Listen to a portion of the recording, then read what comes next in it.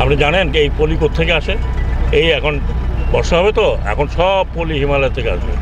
এটা আমাদের দেশে, এটা আপনি অ্যাভয়েড করতে পারবেন না। প্রতি বছরই পলি আসবে, কারণ আমাদের সব উপর থেকে আসছে, আমরা তো নিচে। তো হিমালয় থেকে যে যে বরফগুলো গলে, সেটা আস্তে আস্তে আস্তে আস্তে আছে। আজকে আমি করে দেবো ড্রেজিং, 1 বছর পরে আবার ড্রেজিং করতে হবে, কারণ আমাদের কোনো নদী বন্দর, আমাদের কোনো কী বলে সিপোর্ট ড্রেজিং ছাড়া চলছে না। তার কারণ হচ্ছে যে আমরা পলি পাচ্ছি। আপনারা সায়েন্টিফিক কাউকে জিজ্ঞেস করবেন কত লাখ টন পলি প্রতি বছর বাংলাদেশের ভিতরে করতে। আপনারা সবাই জানেন যে গত 15-20 বছর ধরে যে উন্নয়ন হয়েছে সেটা শুধুমাত্র ঢাকাকে এবং বড় শহরে হয়েছে। এবং ওই যে তেলা মাথায় তেল, যেখানে আছে, রাস্তা আছে, সেখানে মেট্রো হয়েছে, যেখানে নানান রকম জিনিস হচ্ছে, মেগা প্রকল্পের নামে নানান রকম হয়েছে। এবং এগুলো করা হয়েছে প্রধানত যে এগুলো সরকারের অর্থ আত্মসাৎ করার জন্য এইসব প্রকল্প।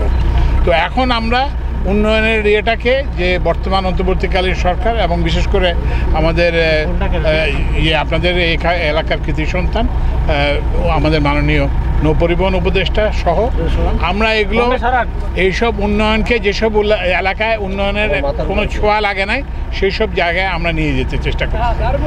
তো উনি এই যে আমিও একটা আপনাদের মতো একটা অবহেলিত এলাকার সন্তান, সন্দ্বীপ এরিয়ে, সেখানে আমরা একটা ফেরি সার্ভিস চালু করছি এবং সেখানেও কিন্তু এই যে এক শ্রেণীর লোক বাধা দিচ্ছে। সুতরাং আপনারা এখন করতে হবে কি, আপনারা কি উন্নয়ন চান কি? তো এইটা আপনারা করতে হবে, আপনার চিন্তা করতে হবে। এবং একটা যদি দেখা যায় যে জনগণ সহযোগিতা করতেছে, তাহলে আমরা বেশিভাবে আপনাদেরকে সহযোগিতা করতে পারবো। আমরা এই যে এরপরে আমরা একটা বীরগঞ্জে একটা ব্রিজ করার জন্য আমরা অনুমোদন দিয়েছি। আমি ওনার সঙ্গে এসেছি, ওনার সঙ্গে এই ব্রিজটা দেখার জন্য। ওইটার বিষয়টা একটু বলবেন, ওটা কতদূর কি আমি ওইটা অনুমোদিত হয়ে গেছে, এখন ফিজিবিলিটি স্টাডি হয়ে কাজ শুরু হয়ে যাবে। আমরা আশা করতেছি যে আগামী অক্টোবর মাস নাগাদ কাজ শুরু করতে পারবো।